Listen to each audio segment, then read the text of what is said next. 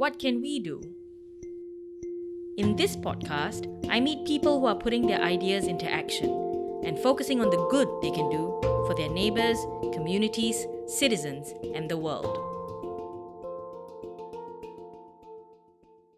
In this episode, I speak to the Paisley twins, who run Aggie Global and are currently based in Fiji. I'm Lisa Paisley. I'm Zoe Paisley. We are identical twins, which makes things a lot of fun. And Aggie Global aims to connect smallholder farmers to different markets in developing countries to improve their income and also educate them to improve farm productivity. Lisa and Zoe clearly love what they do. They are entrepreneurs who are also champions of the people they're helping. If the future of the world is in the hands of people like these, we can all rest a little easier. Lisa and Zoe's business is a developmental agriculture consultancy. This is Lisa. In developing countries, there's this term called subsistent farmers. And subsistent farmers is where they grow their food for their family and the community, but they don't necessarily sell it. Zoe. Yeah, and so a lot of these subsistence farmers are classified as poor because they don't actually have any income. And so it's about development agriculture is about improving the agricultural production system so they can actually start selling their food and earning an income, and they can kind of support their family to go to school or buy medical supplies or whatever it happens to be. The other side to development agriculture is a lot of countries, if you boost the agricultural industry, you boost their economy as well. They are striving to deliver two outcomes. One outcome specifically for the Fijian farmers themselves and one for the community. From the farmer's perspective, it's important to them because it empowers them to really take control of the land and make what they want from it. That they can grow certain crops in a way to get continuous yields and therefore continual income to support themselves and their family. And then also growing that produce so that the village and the community has a better diet.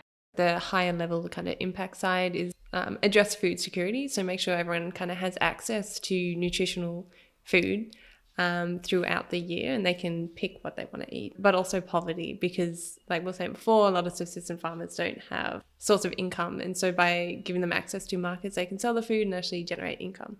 Before we talk about how two girls from semi-rural suburb of Sydney found themselves running an agricultural business in Fiji, it would be worth understanding the environment they grew up in. We've always grown up on acreage. We've lived about an hour northwest of Sydney our whole lives, and we've always had cats and dogs and chickens and horses and all sorts of animals. We've always had that exposure to being outside and growing your own produce and taking care of things.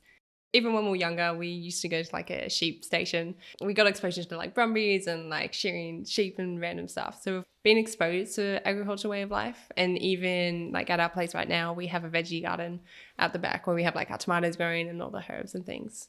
Our local high school offered agriculture, which is quite rare, I would think. And so from that, we got more exposure and we kind of learned about the science within agriculture. When we're looking at universities, we really want to look at something that had impact. And agriculture is such a fundamental thing. Lisa and Zoe are aligned in terms of their values and mission. And this has led them down the same path in life every step of the way. We went to Laos 2016, I think that was part of a university subject. When we're driving through the rural areas, you would just see community after community growing rice. So it was just rice paddies right next to the road, and that was the main produce they were growing. They would allocate different plots of land to vegetable farming. So you would get occasional cucumbers, tomatoes, pineapples and things like this. It was really eye-opening because we got to do a village stay.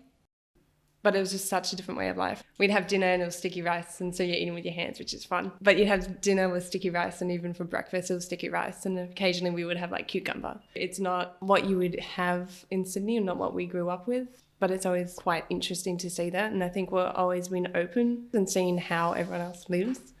They landed an internship after university, which involved a trip to Fiji.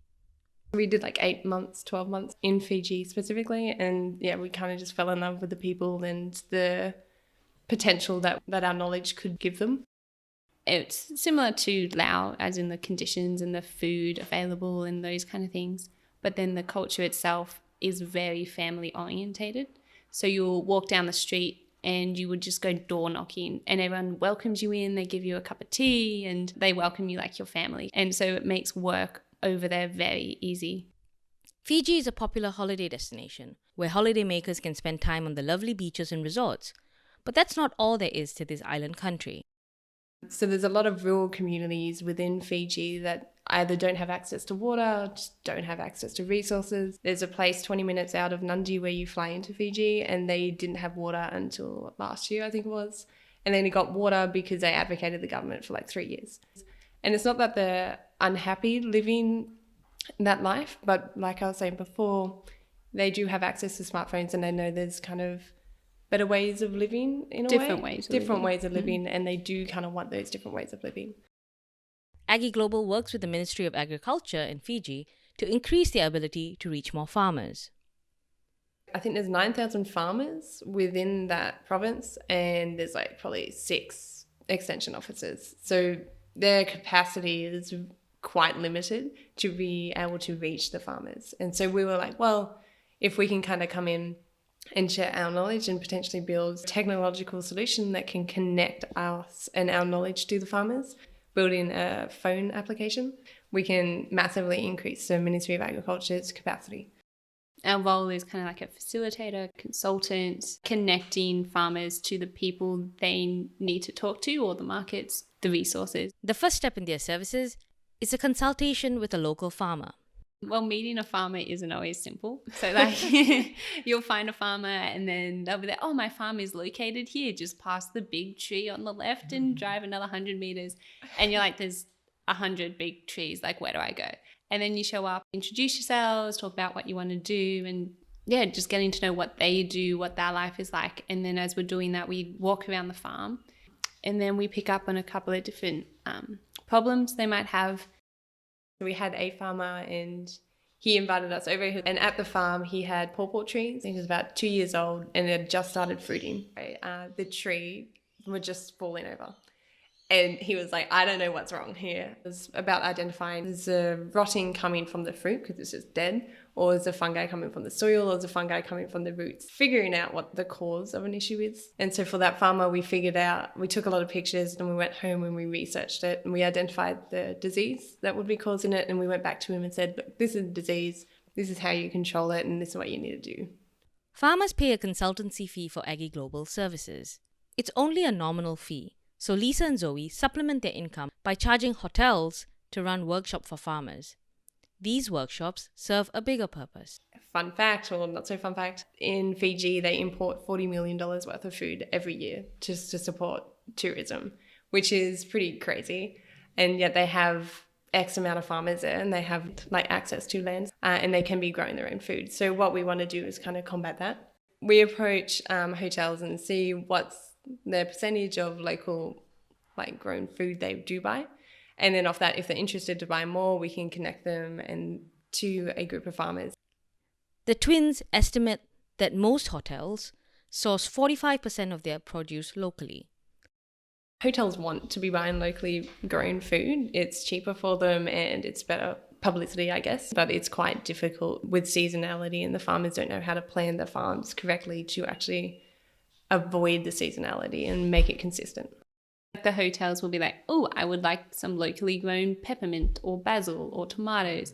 And then they just can't find it anywhere. The farmers either don't know how to grow it or aren't growing enough of it to the high enough standard that the hotels want to buy from.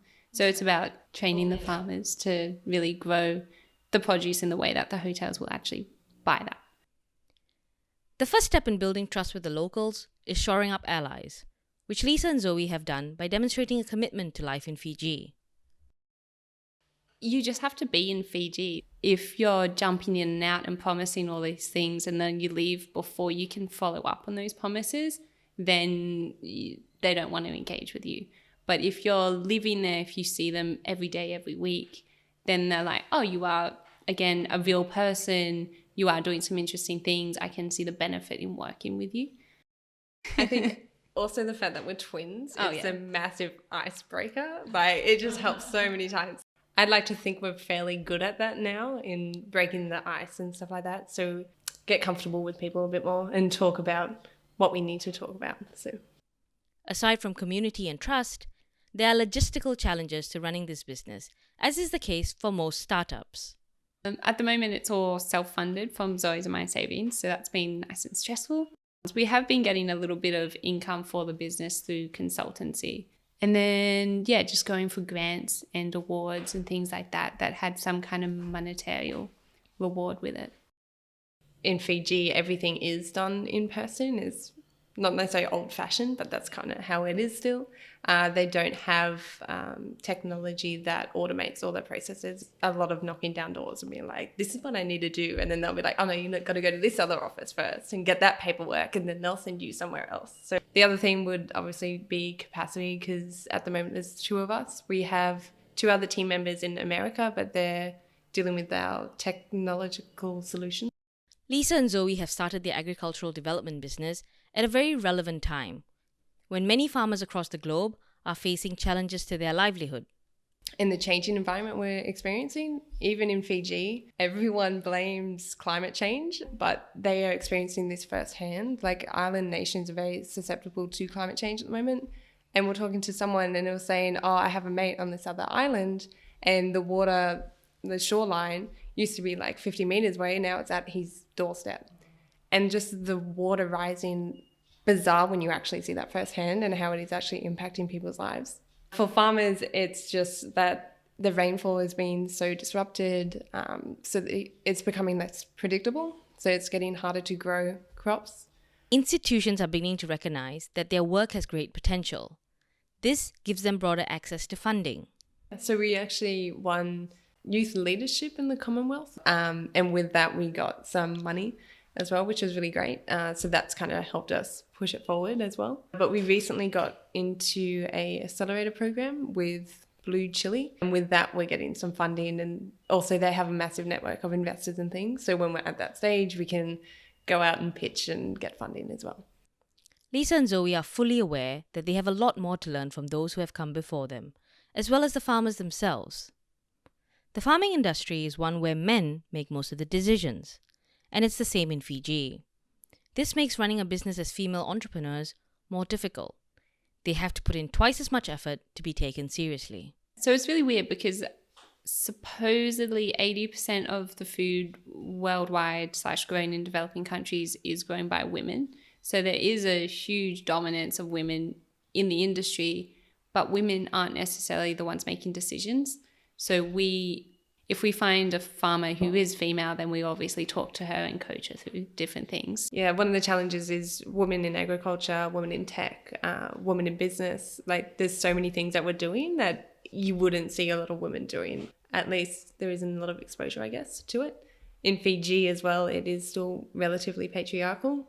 But I think they see us come in and they see our passion and our drive for it. And it's like, no, we're dedicated to make this happen. And they're like, oh, they're serious. Kind of get the ball rolling, and it helps overcome certain assumptions or expectations. The twins are grateful to be doing what they love, helping the Fijian farming community increase their yield so that they can make more money. They approach this with an open mind. It's not about telling Fijians there's a better way of doing things, but about doing it differently. Their hard work is paying off in ways they least expect. So the first workshop we ever did, we had one person rock up and we're like, okay, cool, I guess we just do this anyway. So we did it, and at the end of it, he was like, yeah, it's kind of cool. And then 3 months later, we revisited the farmer and he had implemented everything. He understood it all, and quantifying that impact, he increased his yields by 5 times. So the national average income for a Fijian farmer is 200 Fijian dollars a week, which is about 150 Australian dollars. Yeah. But this person, after the workshop and after actually implementing what we had said, he earned 1,000 Fijian dollars instead of the 200, which was like a massive, like, yes, we're doing things right. And yeah, we can do this kind of thing. Their work has changed their relationship with food too. Yeah, I think we still kind of buy what we like to buy, but it does make you think about how kind of privileged we are in Australia to have access to food throughout the year and a range of food. Like, you can go out for brunch and have avocado on toast and stuff like that. Or berries, or mushrooms and cheese, and just like... Yeah, there's so many different foods over there that you can't get. Every week in Fiji, we'll buy a pumpkin and we'll do like pumpkin risotto or soup or whatever it happens to be. And you just adapt to the different food you have. Lisa and Zoe want to make Aggie Global truly global. they are starting with laying strong foundations in Fiji and ensuring their business contributes to the local economy. So we do want to be expanding to like India, PNG potentially. There's a lot of places we could be going, but only once that is successful. And for us, a way of that being shown that it is successful is hiring local people. So at some stage we do want to be hiring locals, and they can kind of take over and be the go-to people for Aggie Global, which would be sick. Their experience with their agricultural business in Fiji have led Lisa and Zoe to develop more empathy. They feel others should do the same. If you're going on a cruise, actually leave the boat and go out and see different things, because there's Port Denaroo in Fiji and it's just a tourist hub and it's really expensive and immaculate. And that's not Fiji, at least from what we see. So if you actually drive out of town 15 minutes and talk to a local and see what they're actually doing, I think that makes a huge difference for yourself, and the locals do appreciate it. In developed countries, so Australia, you do have a massive divide about who is buying the food in the city versus who is growing the food. And I think social media is making a big headway in that, about what is actually happening in the rural communities. Even if it's just to look at it every now and again, you don't have to be across it 24/7, but just like every 6 months, just be like, oh, so what's happening in agriculture today? Something like that, just so you have that connection with where your food comes from. The Paisley twins see much opportunity for those equipped with the know-how to make a significant difference in developing economies. My first thought was just do it, go for it, give it a shot. That was one of our biggest motivators to do it, because we had the opportunity to do it and do it full time. So we're like, yep, let's go start up this business. And when you're starting it up, use your network. You don't know everything, so go to the people who might have the answers. If you want to be going to a new country that you haven't really been before, make sure you understand it and have lived there to an extent, because maybe you may be surprised by some of their cultural differences. And also by living there, you get to build up your local network. And I think that local network is something that has really helped us a lot in being able to get where we are. Lisa and Zoe are two of many young people who aren't here to negotiate, but are here to impact change. They see gaps and they understand what they can do to find a solution. They are focused on their purpose. Do we know what our purpose is? If you'd like to find out more about Aggie Global, visit www.aggieglobal.com or check out their social platforms on Instagram and Facebook. Thank you for listening. If you like this podcast, please follow or rate it on any of the following platforms: Spotify, Apple Podcasts, Google Podcasts, Anchor.